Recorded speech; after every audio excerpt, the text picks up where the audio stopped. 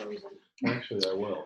Thank you. Well, welcome to our session of prophecy, and we are going to be looking at Isaiah 11 today, and I've already opened with prayer, so I'm going to join with you, and hopefully, if you're doing this on the recording, you have a copy of my notes.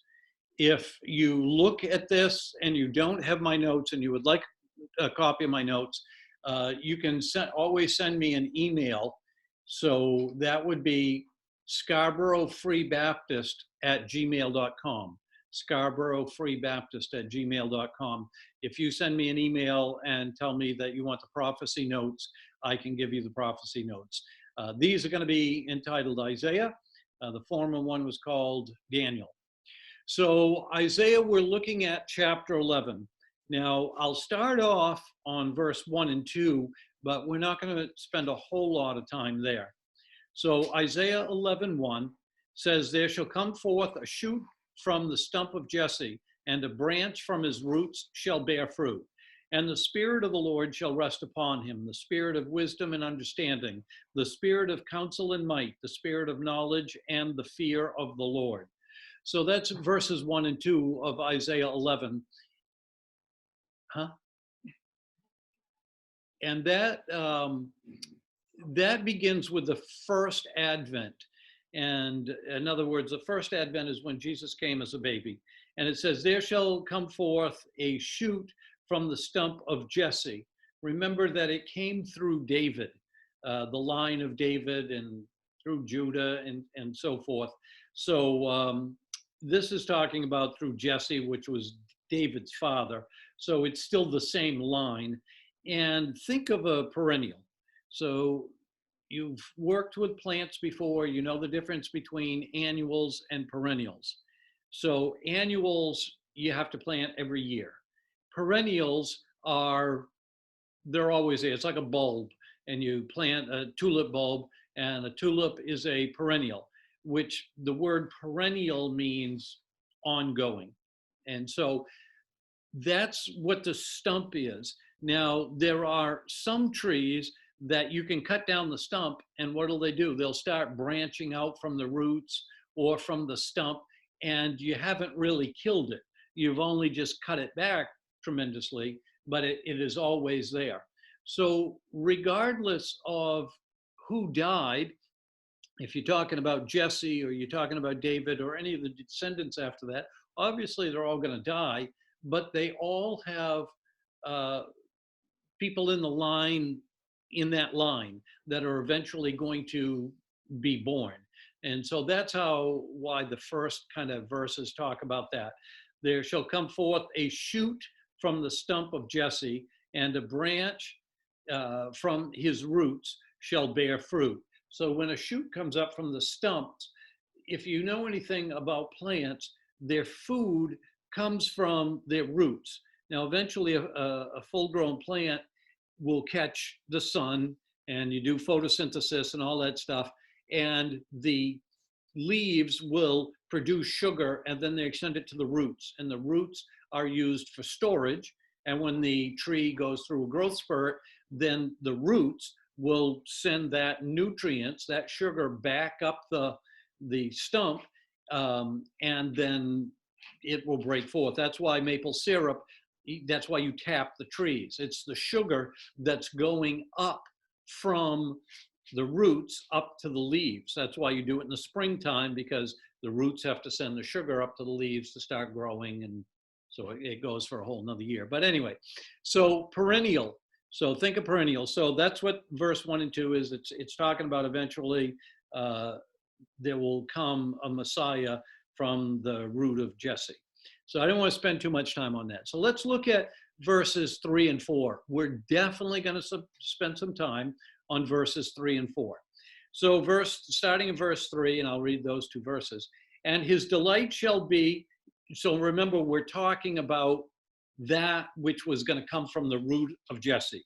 So this person that is going to come from the root of Jesse, that's the he of, or the his, in verse 3. "And his delight shall be in the fear of the Lord. He shall not judge by what his eyes see, or decide disputes by what his ears hear. But with righteousness he shall judge the poor, and decide with equity for the meek of the earth. And he shall strike the earth with the rod of his mouth, and with the breath of his lips he shall be wicked. He shall kill the wicked. Sorry, not be wicked, kill the wicked. So the first thing you have to talk about is if there is going to be somebody coming from the stump of Jesse. If you remember, we were talking about the Spirit. So if you look back in verse 2, you'd see the spirit of counsel and might, the spirit of knowledge, the spirit of wisdom, all those things. So we're not talking about an earthly king.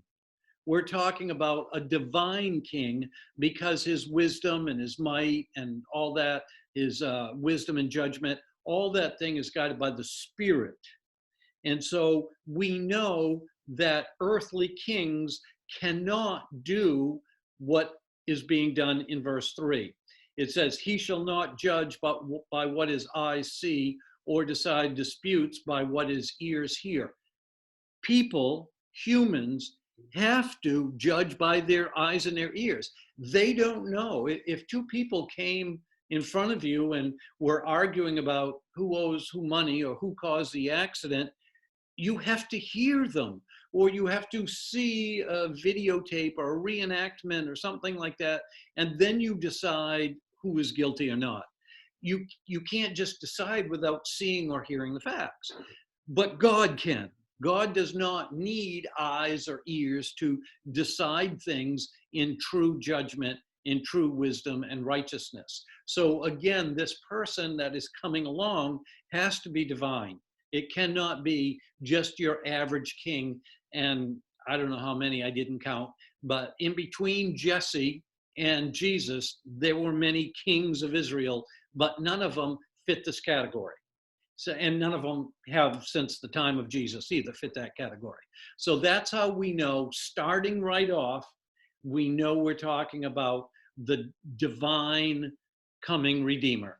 And so now let's take a look at some of the things that he does. So he says in verse 3, and his delight shall be in the fear of the Lord. He shall not judge by what his eyes, or decide disputes by what his ears hear. Okay, the first word I want to call your attention to is the word judge. And I want you to listen to what I'm going to tell you, because most people, in my experience, most people jump to a conclusion. And they think if you're judging, then that's bad. It's bad that you're judging, obviously bad if humans judge, but they also see the word judging in a negative light. And that is not always true.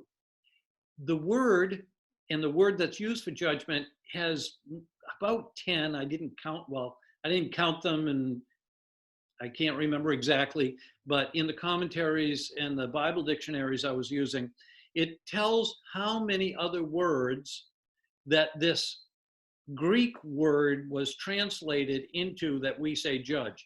And I know that this is written in Hebrew, but what you have to understand is that the Hebrew was translated in the Septuagint in 280 BC. So most of what we have comes from the Greek translation of the Hebrew.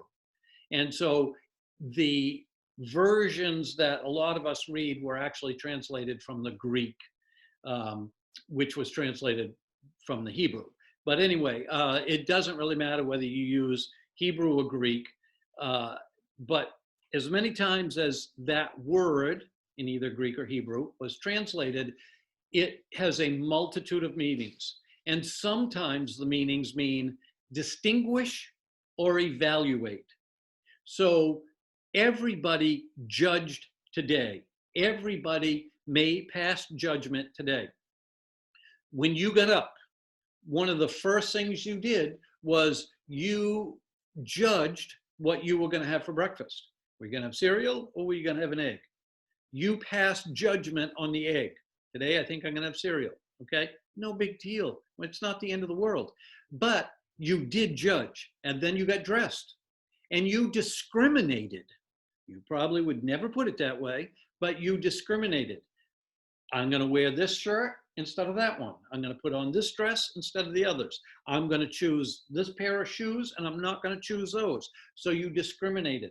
So my point in saying all this is don't automatically think when it's saying that somebody is judging, it means that somebody's going to go to jail or somebody's going to be made fun of or somebody's going to be thought less than something.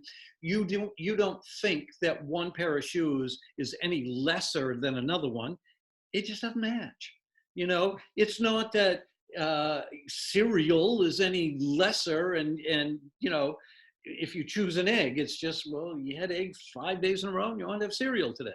So judgment isn't always bad. So it says, and he will delight in the fear of the Lord. He shall not judge, discriminate, evaluate by what his eyes see or his decide disputes of what his ears hear. But with righteousness, he will judge the poor and decide with equity for the meek of the earth. And he shall strike the earth with the rod of his mouth, and with the breath of his lips, he shall kill the wicked. We're going to get to that in a minute. Why is he saying judge the poor? Like, why not all people? Let's take a look at that right now, okay? So there are three, if you look on your notes, there are three different judgments. The first one is at the rapture, and this is going to be for believers. So I want to turn to 1 Corinthians 3, and I'm going to read that. So if you want to take a second and go to 1 Corinthians, and then eventually we're going to be looking at 2 Corinthians as well. So 1 Corinthians 3, and starting in 12, and I think that's supposed to say 12 to 15, not 12 to 5. So 1 Corinthians 3:12. Now, this, and we're going to go through 15. Now, if anyone builds on the foundation with gold, silver, precious stones, wood, hay, straw, each one's work will become manifest. For the day will disclose it, because it will be revealed by fire, and the fire will test what sort of work each one has done. If the work that anyone has built on the foundation survives, he will receive a reward. If anyone's work is burned up, he will suffer loss, though he himself will be saved, but only through fire. So we're talking about believers, because remember, if we're talking about the rapture, as I'm contending, the rapture is only going to be for believers. That's the snatching up, the calling away. So we'll read in 1 Thessalonians 3:14. So we're talking about the rapture. And so it's for believers only. So now get that in your thinking, okay? That we're going to be talking about believers only. Now, if anyone builds on the foundation with gold, silver, precious stones, wood, hay, straw. So whatever you're doing for God, if you're doing it, if you're feeding the poor, giving to missions, serving God, doing whatever you're doing, helping out a neighbor, sharing the gospel, whatever you're doing, if you're doing it for the sake of the gospel, if you're doing it for the sake of Jesus, if you're doing it because you're thankful that Jesus died for you and you want to pass that on to somebody else, if that's what's called intrinsic. You're doing it for the right reasons, for the glory of God, that God gets the glory. Those are works that you were doing that have a foundation of gold, silver, and precious stones. However, you could be doing good things for the wrong reasons. If you are going down and serving at the soup kitchen because it makes you look good, yeah, well, I put in so many hours at the soup kitchen, or so everybody can see you, when you go to church, yes, I did the soup kitchen, yes, I brought a turkey basket over to so-and-so. If you're doing those so you get the aggrandizement of people, things, that's what the Bible is talking about, wood, hay, and stubble. Okay, those are good things, but if you're not doing it for the glory of God, if you're doing it for your aggrandizement, then that's what the Bible calls as wood, hay, and stubble, or straw. And then looking at verse 13, each one's work will become manifest. Remember what God is doing, judging? He's judging your heart. Remember, Christ looks on the inside, man looks on the outside. So remember, he is not judging based on his eyes. Oh, I saw you go to the soup kitchen. Oh, I heard you sharing the gospel. He's not judging that way. He's looking at your heart. Why did you do whatever it is that you did? Similar to what you were saying with the widow's mite, when Jesus obviously made a point to point out the fact this is what she gave, but in essence, what he's saying to everybody there, she's giving everything that she possibly has, which is her all to me. The other people are just giving a portion to me. Right, right. Yeah. So you could tithe and give 10%, but if you could give 23% and you're not doing it, then, and that's why it's, not an argument. I don't argue about tithing because some people can more than tithe, and some people, I believe it's a minimum and I think everybody should, but I'm not judging on that. There may be cases where people can't give 10%, but, people always want to say, well, you didn't give 10%, you didn't tithe. Well, what about the people that could give 25% and don't? That's going to be wrong, because they could, but they didn't. So, yeah, so whether it's going to be, Jesus will know, because it says each one's work will become manifest, for the day will disclose it. The day that Jesus evaluates your works, okay? You could say judgment, but it's more like evaluating your works, because it'll be revealed by fire, and the fire will test what sort of work each one has done. If you remember, back in those days, what they would do is when they dug gold and silver out of the ground, it had a lot of impurities into it. Still does these days. And so what you do is you put it in with fire underneath it. And what happens is the silver and the gold go to the bottom, and what's called the dross, the impurities, rises to the top. And then what do? They skim off the impurities. They keep it under heat. If there's any other dross, it comes. And so that's why all those things are judged by fire, because fire separates those two when you're talking about gold, silver, and stuff like that. So the fire will test what sort of work each one has done. Then look at 1 Corinthians 3:14. If the work that anyone has built on the foundation survives, he will receive a reward.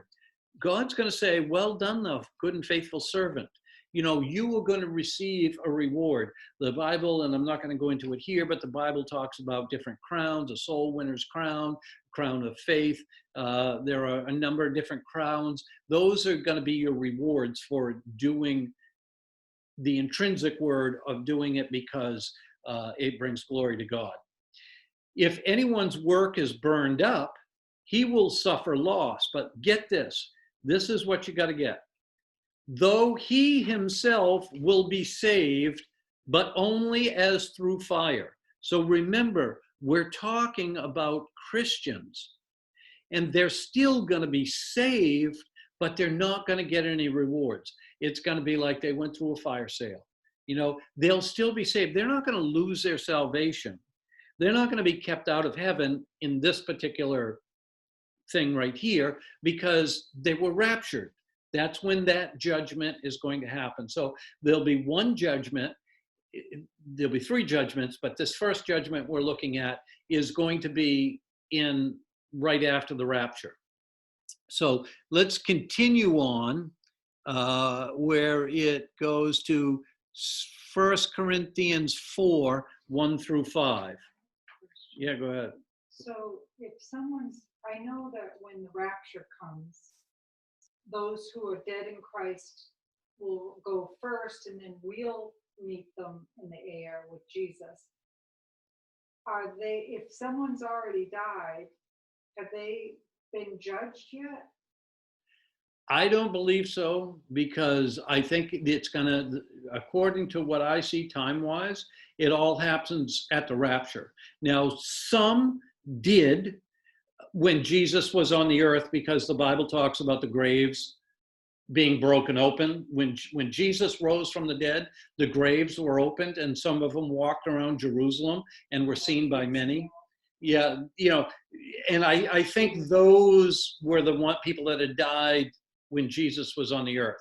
But the Old Testament saints, I believe, are all going to be raptured at the same time. I know that they will go first, and then us that are alive will go next. So when I say at the same time, I'm talking roughly in the same time frame. I'm not talking about years between. Well, we don't know, maybe when Jesus did that, all the Old Testament saints went.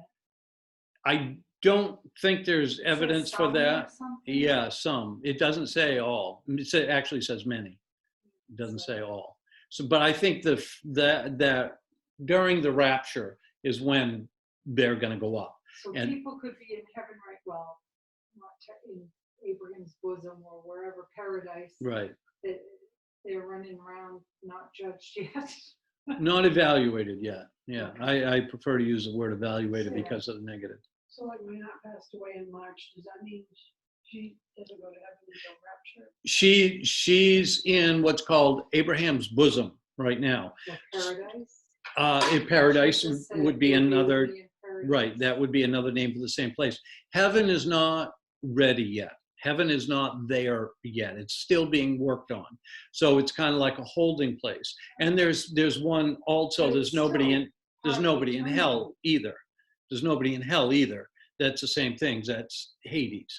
So that's a holding place. Now, there's nothing we can do to get them out. It's not like purgatory. It is not purgatory. Okay, where we can say some masses or pay some money and they get out of purgatory. No, but they are in a holding place as of right now. I don't believe that they have received their rewards yet. I believe that will happen during the rapture. But it's still a good place because Jesus Oh, absolutely. said, "You'll be with me in paradise." Yeah. I just always assumed that was heaven. I didn't know it. We tend to call it heaven. Right. But technically, if you study it out, it's later, but yet it's still part of eternity. Yeah. you know. Yeah, it's like being in the neighborhood, not in the city. But when somebody has a funeral and you talk to people at the funeral that may be, You don't weak get Christians, technical. yeah, you don't get technical. They want to think they're in heaven. Well, they are kind of, You're they're in the eternity. and they will go to heaven eventually when it's ready. When you read where Christ descended into Hades, who was he going in Hades to see or do? What was his purpose with that? That is a difficult one. And from what I've read on commentators, they've said that he went down at that time to declare unto the lost what they're going to be missing and to declare unto them why they are where they are. He preached to them. They can't get saved. At this point, the Bible says it is appointed unto men once to die and then the judgment. So they're there where they are. But from commentators, and this is more on speculation. I've never had anybody convince me it's true. I mean, it sounds right, but he went down there to let them know why they're there, what they missed. But kind it of. confuses me because he said to the other person on the cross, "You'll be with me in paradise." That was That's why I was always confused. that person was a quote unquote Christian because he called him Lord. Right, but did he go to paradise or did he go to Hades those 3 days? He would have gone to paradise. Oh, I see what she's saying. And what she's Jesus saying said, is "You'll that be with me in the paradise." Lord is going to be with you. How can he be with him if he's Hades, yeah. lowered himself down to Hades at that time? Oh, because Jesus, it doesn't say how long Jesus was there. He just made a trip down, preached to the people there, and then he wasn't there. I don't ever get Well, the fact that he was there 3 It days. compares 3 days, like Jonah in the whale was However- 3 days, and Jesus was 3 days. But I also- before he- Well, it just says that he was in the grave for 3 days. How long he was in that actual tomb before he went, we don't know. We know that after 3 days, he was not there, but we don't know what those 3 days entailed. And if all three were in Hades, we don't know any of those things. Yeah. But we will all agree that that God, the Son, and the Holy Ghost are all equivalent, all the same. So in essence, Jesus could have descended. We could, or those who are in paradise could be with the Father. It's one and the same. Well, I don't know that God the Father, I've never read or heard anything about God the Father being in paradise. Jesus was. God is in heaven. Heaven may not be completed and open for business for us to be there, but heaven is there. God is in heaven because you heard about Satan going and accusing Job, and that's where he went, So, which is kind of shocking to begin with, to think that Satan is in heaven, but that's why there has to be a new heaven and a new earth. So it will purify heaven, because Satan has been there accusing, and he's there as we speak, accusing the saints day and night. So that's going to have to be cleansed. That's why there's a new heaven and a new earth. And then, things will continue after that, and it will be perfect. Yeah, there's a lot of unknown questions. That's what that I'm was one of thinking. them as well. Yeah. And I'm like, how can Satan communicate with God if he is who he is? But it's And Satan is not on. so much time. And Satan is not omnipresent. He cannot be everywhere at the same time. Right. No. So he travels around, but he is a spirit. All right. So 2 Corinthians. Oh no, 1 Corinthians chapter 4, and we're going to look at verses 1 through 5. Okay. This is how and this is actually the second part of what we just read in Corinthians. This is a continuance of the same story. So 1 Corinthians. 1 Corinthians 4, 1 through 5. Yes, which is a continuance of 1 Corinthians 3, 12 through 15. This is how one should regard us, as servants of Christ and stewards of the mysteries of God. Moreover, it is required of stewards to be found faithful. Okay, so this is the judge. Moreover, it is required of stewards that they should be found faithful.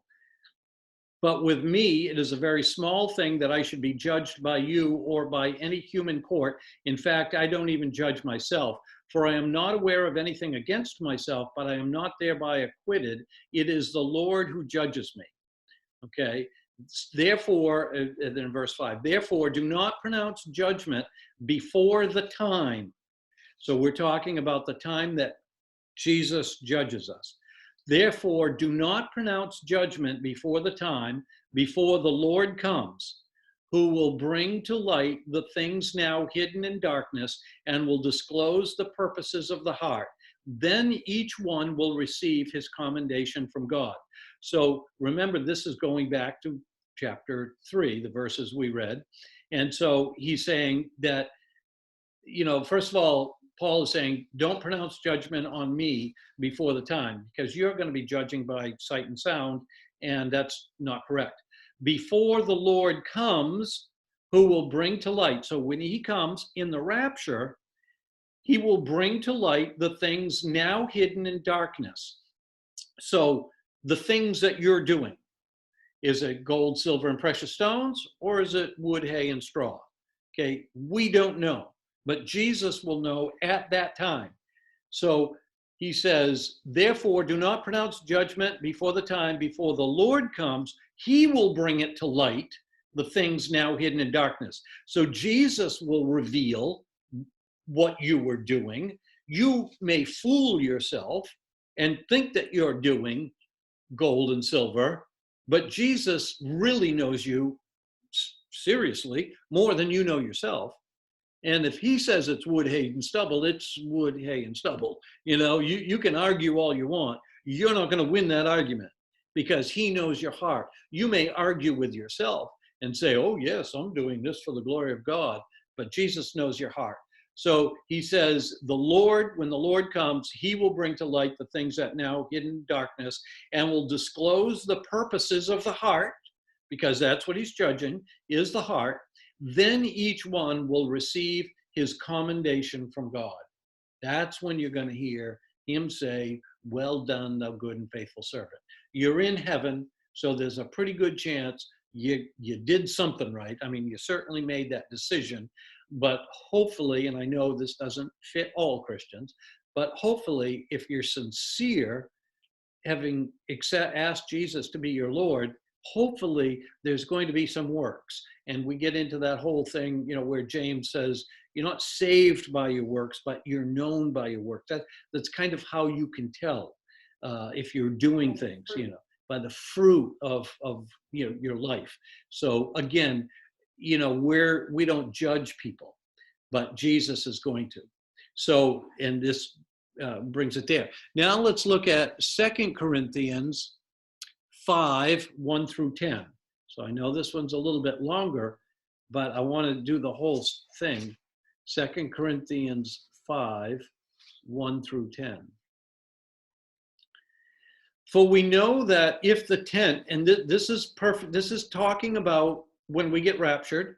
We were talking a little bit earlier about, whether there's a body or not a body, and you're in the spirit and all this stuff. For we know that if the tent that is our earthly home is destroyed, it's talking about our body, we have a building from God, a house not made with hands, eternal in the heavens. Remember, God, and I know a lot of people tend to interpret it and say, mansions, we're going to get a mansion. I'd be careful about that word. The technical word is dwelling places. Some people may not want to live in a mansion, in what we commonly think as a mansion. Just think of all the dusting you'd have to do. But so some people want to live in a little log cabin. Some people like to live in small things, So to say that they're mansions, it's a dwelling place. Now, if you want your dwelling place to be a mansion, it's a mansion. If you want your dwelling place to be a log cabin, it may be a log cabin. So he doesn't say that he's building a mansion. He says he's building an earthly home. It's a building from God, a house not made with hands, eternal in the heavens. So Jim, who works for a lumber yard, you'd be out of business because, you're not going to have to buy any repair, extra shingles or 2x4s rotting away or anything like that. I'm thinking about what you're saying, not to interrupt you, but I'm thinking back when Adam woke up and looked around. He didn't have a dwelling, a building. He was in paradise. Yeah. Everything around him was brand new to him, obviously. Yeah. But everything was perfect, and everything was as God wanted him to have it presented to him. And he was, I would assume, excited with what he had, even though he didn't have a mansion or a log cabin or this or that. Yeah. He was just pleased to be in what was given to him by the Lord. Yeah. And it's probably, although I don't know, probably maybe the same idea again. It was his dwelling place and he was happy with it. Right. Some people are outdoorsmen and they're just as glad to have a tent or sleep under the open stars. Well, isn't the tent considered our body? Yeah. Yeah. It's just our body. Right. So for we know that if we have a tent, our earthly home is destroyed, the body dies, in other words. We have a building from God, a house not made by hands, eternal in the heavens.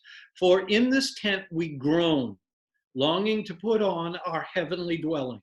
We have aches and pains, eyes that don't see as good as they used to, ears that don't hear as good as they used to.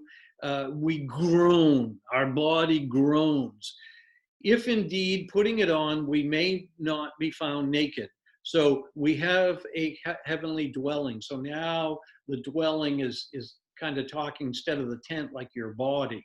And we don't want to be found naked. We want to have a building. We want to have someplace found for us.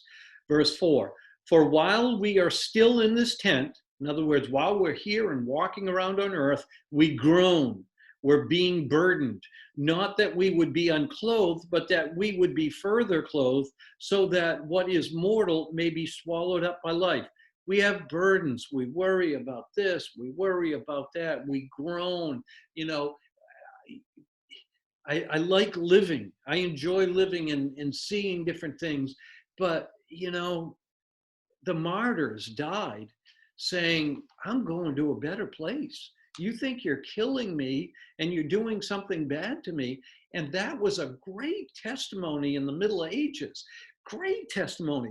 Many, many, many people got saved because they saw people going to their death rejoicing. How can they be rejoicing? Because they know where they're going is going to be so much better. Just listening to an interview on John Ankerberg was interviewing Erwin Lutzer, and he asked Erwin Lutzer, you know, what about this virus? What about these hurricanes and all these things that are going? You know, we say these are bad things, and yet, you know, God can get the glory. He says, well, two things, and it's hard for us to understand. And Lutzer put it a whole lot better than I can. But it's hard to understand that disasters can actually be good and godly.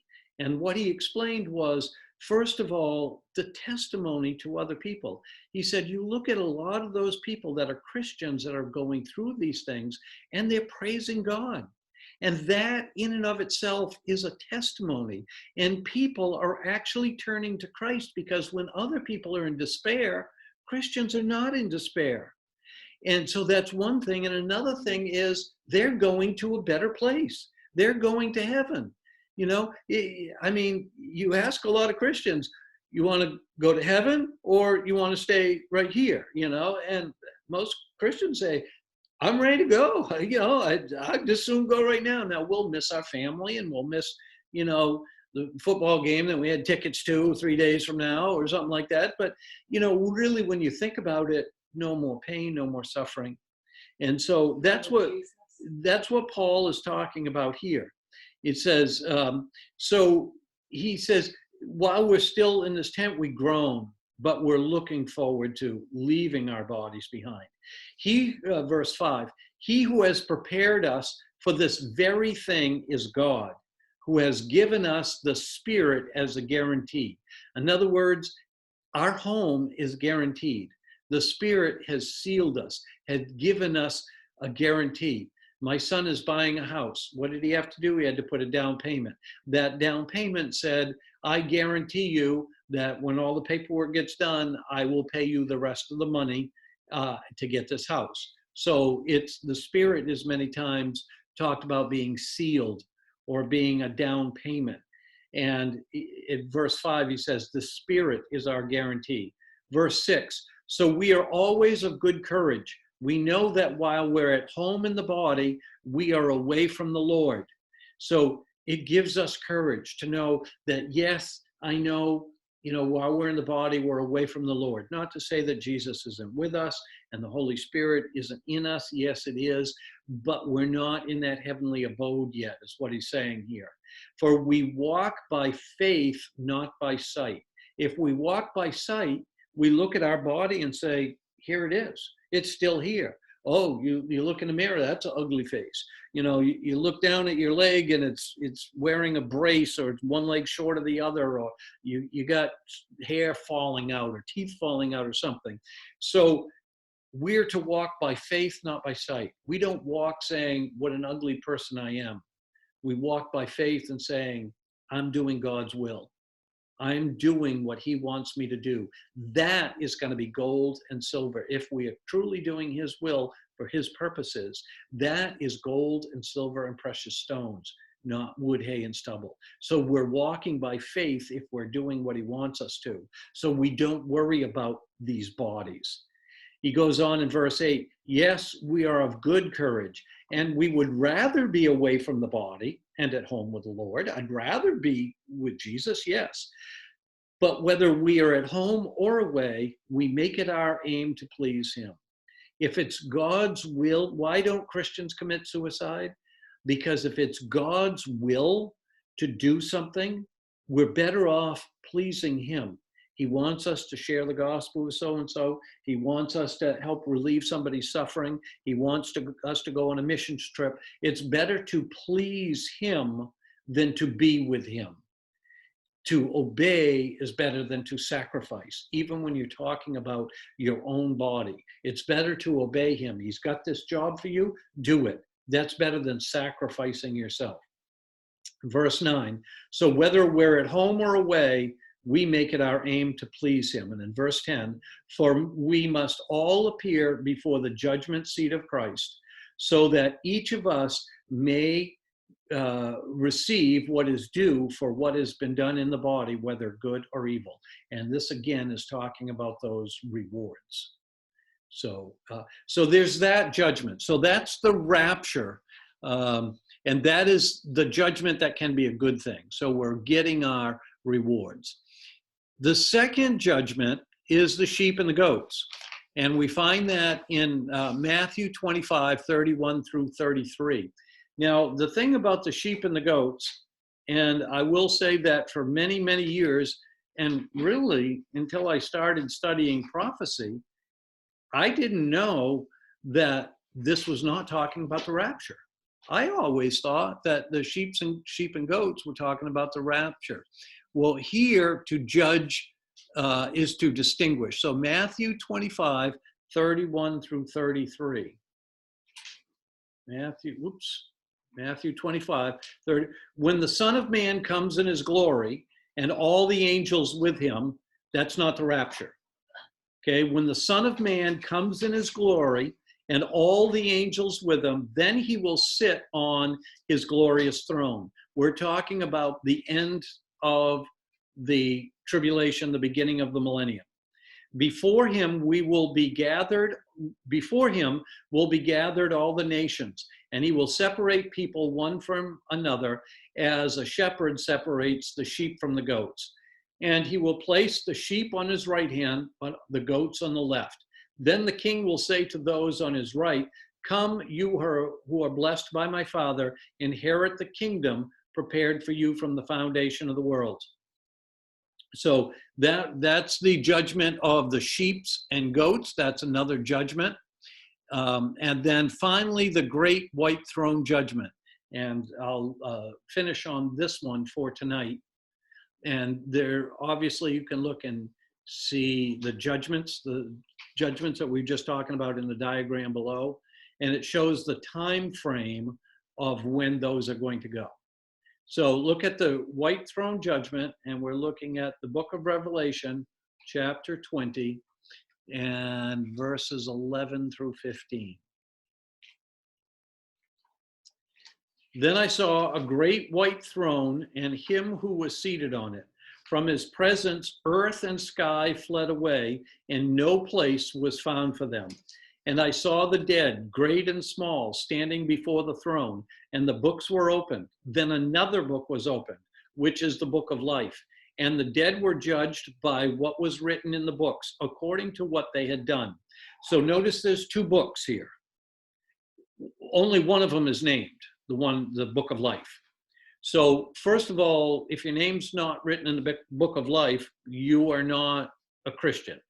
That has already been taken place. When we get to this point in Revelation, the judgment or evaluation or the rewards or whatever you want to call it for the believers has already taken place. So now this is the great white throne judgment. So there's two books. There's a book of life, and then there's the book of deeds. So, and I looked and I saw the dead, great and small. Doesn't matter who you are. You are a king, you are a rich person, you're a poor person, it doesn't matter who you are, great and small, standing before the throne, and the books were opened. Then another book was opened, which is the book of life. 2012, Revelation 20, verse 12. Then another book was opened, which is the book of life. And the dead were judged by what was written in the books according to what they had done. And the sea gave up the dead who were in it. Death and Hades, there's Hades. Okay, there's the people that are like the rich man and Lazarus was in the bosom of Abraham. The rich man went to Hades. gave up the dead who were in them, and they were judged. So dead non-believers right now are in Hades, and there they're going to be until the end of the time. And gave up the dead who were in them, and they were judged, each one of them according to what they had done. And death and Hades were thrown into the lake of fire. This is the second death, the lake of fire. And if anyone's name was not found written in the book of life, he was thrown into the lake of fire. So that is the great white throne judgment. We who are believers are not going to be there. We're not going to appear before the great white throne because we are not going to be thrown into the lake of fire. We've already been evaluated. These people are going to be judged, and then they are going to be thrown in there, into the lake of fire. Death and Hades were thrown in the lake of fire. This is the second death. Born once, die twice. Born twice, die once. Born once, die twice. So if you're not born again, you're going to die twice. You're going to die in your body and be buried in the ground. Then you're going to die again when you're thrown in the lake of fire. If you were born again, then you are not going to be thrown in the lake of fire. You're only going to be dying once, and that is going to be your body. So born once, die twice. Born twice, die once. And that's the difference between believers and non-believers. So we really only got through, and we didn't even really finish verse 4 today. I'm not going to finish that because that's talking about the Battle of Armageddon, and it's going to be talking about the end of the millennium. And so we'll finish chapter 11 next time. But of the things that we have talked about tonight, does anybody have any questions? Just that 2012, it says, I saw the dead great and small. It's not meaning young people and old people, like young. He said it was like kings and old people. Right, Yeah. great people that were considered great on the earth. You know, he was a great man. He had become a president, or he was a billionaire. You know, that's who the world feels are great. And then small are just peons, factory workers, or whatever. So, It sounds terrible. but that's the Nobody world. is a peon. But that's the world judging them, not God, Right. and should not be us, because again, we should look on the heart. Right. But That's how it started with. I'm not looking with my eyes or with. So he's looking at the heart. But we look. How often do you? What was it? When Jesus was saying, was giving some comment about in the synagogue, how the ones that are well-to-do are brought way down front, and then the peons are like way in the back. The last shall be first, Right, and and first that's shall just be not last. gonna. yeah, when you go into the synagogue, That's just not don't gonna be. seat at the head of the table lest somebody comes in after you who is higher rank than Right. you, and the head of the banquet says, you come up with me. You know, it'd be more embarrassing for you to think that you're somebody and you sit up at the head table, and then I don't know who you are, get back there with the riffraff, you know, Joe's gonna sit here, you know. Then you like walk away kind of sheepish and your head going down. Well, that was, you know, better to be humble and thought of worth nothing and be promoted than to promote yourself. Well, so basically, though, this means whether you were rich or poor, but you didn't know Christ, you're in this group. Yeah. Rich or poor, really, is what it means. Yeah, so many people in this world think that, you know, they can get away with stuff if they got money. If you got money, you got a good lawyer. You know, it's people literally here in America, and not too far in the past, although I'm sure it probably even happens every day, have literally got away with murder because they had a good lawyer that found some kind of technicality. Whereas, you know, you and I, we Well- can't afford a $1,000 an hour lawyer. But this is just basically saying it doesn't matter whether you're rich or poor Does not. or having a. Yep, God didn't lot care of- about that. It's, everybody's on this, you know, it's everybody. Yep. Not everybody, but anybody that doesn't know Christ. Right. It doesn't mean, It's almost like what your husband said earlier, where he's taking all that metal out of the ground that has all the impurities mixed in with it. And at that point, it's heated and heated and heated. And all the waste is coming out and is being thrown aside, it's useless. And it's reheated again, and it's done, and it's done, and it's done. And then that pure is kept aside, and everything else is gone, wasted. but that's not this group. That's the Christian group. Right, This group is the ones that are lost. yes. Yeah. Hmm. But it means anybody. Yeah. When it says great and small, it doesn't mean young and old. No. I just, And another thing that I see here too, and I don't want to get too far on this because we'll talk about this more when we get to the New Testament, looking at prophecy. But many times in the New Testament, it talks about there'll be weeping and gnashing of teeth. There'll be outer darkness. Many people believe, and I'm one, but again, I wouldn't say this dogmatically, but many people believe that there are different gradations of hell. Not every hell is going to be the same. And again, the outer darkness means worse than regular darkness. And so what I find interesting in this Revelation scripture is why are there two books? One's the book of life, that I understand. If your name's not written in it, that's where you go. It never says what the other book is, but it does say that they will be judged out of what they had done. In verse 13, they will be judged according to what they had done. To me, that tells me that a Hitler type of person is going to be judged much more severely than an average Joe who just didn't accept Christ. But they were a good person. They did good things. They did nice things, but that's not how we're saved. So that's not going to get you out of hell or into heaven, but they're not on track with the people who are actually killing people and doing much worse things. So I think, even though here it just alludes to it, but it doesn't talk about it, if that other book was the book of deeds, why does it matter? Why would there be one unless they were judged according to what's in that book? Because it says they're judged according to what's in that book. You know, they're going to the lake of fire regardless. But is that lake of fire going to have different gradations? There are going to be worse places. I believe, based on scriptures like this, that there would be.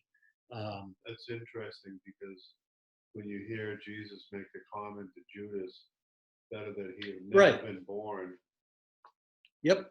Or, you know, it was for somebody that hurts a child, it'd be worse for those that hurt a child than Sodom and Gomorrah, whatever, you know, the millstone be tied around. So many times Jesus himself said it would be worse, you know, if this or that condition. And so, yeah, I think a lot of those scriptures point out that there is going to be a worse. Separation from God is hell. That's going to be bad. But, you know, the pain of the lake of fire, I believe that there are different gradations. And now, still bad. yeah, and now we're getting into my opinion, but another opinion is when people talk about, well, what about the African that has never heard of Jesus or something like that? This is where I believe that category, they fall in that category. They're not going to heaven. Okay, they didn't. The Bible's clear as to who gets into heaven, and that is believers. But the people that have never had a chance, you know, if you look at the scripture that said the people that crucified Jesus, what did the people say? Let it be on our heads and our children and our children's children down to the third generation. So people that have never heard are kind of paying the price for those that went before them that had heard and then never passed it on. But, you know, I think that they will be separated from God, which is, as Robin said, bad enough. But I don't believe they'll sink to the despair of the Hitlers and the Khrushchevs and the Mussolinis of this world. But that, again, is my opinion. So, all right, well, we will leave off there. We will pick up next week with the second part of verse 4. We'll be with chapter 11, and we'll pick up in verse 4, but we'll look at the latter part of that. Thank you very much for being with us today. I thought that was some. Did you hit record? Yep.